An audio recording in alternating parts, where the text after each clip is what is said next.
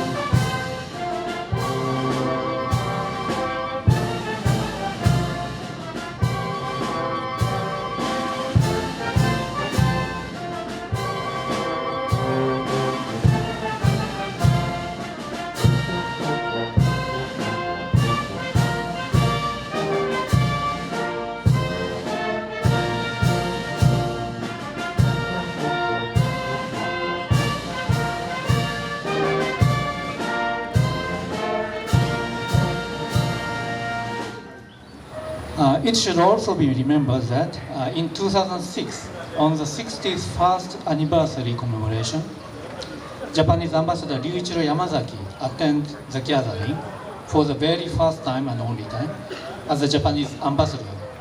He took the opportunity to make the following statement. With this historical fact in mind, I would like to express my heartfelt apologies and deep sense of remorse over the tragic fate of Manila. Let me also reiterate the Japanese government's determination not to allow the lessons of that horrible World War II to erode and to contribute to the peace and prosperity of the world without ever waging a war. Whether official or personal, that should be judged by you. The ambassador's significant statement was not given any considerable coverage in Japanese media at that time. This lack of publicity has long limited the Japanese public's awareness of what happened in the Philippines during the war. Amid this ferocious fighting, Japanese soldiers and Marines committed some of the worst atrocities of World War II. Troops tossed babies in the air, skewering them on the tips of their bayonets.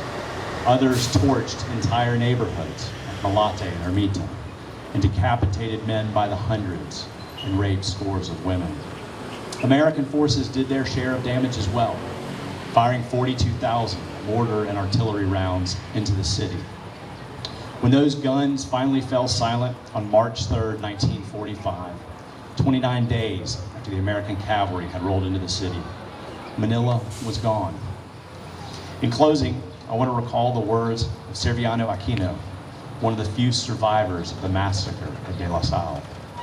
Caught by the Japanese on the second floor at the entrance to the chapel, Aquino was bayoneted so forcefully that the muzzle of the Marine's rifle penetrated his shoulder.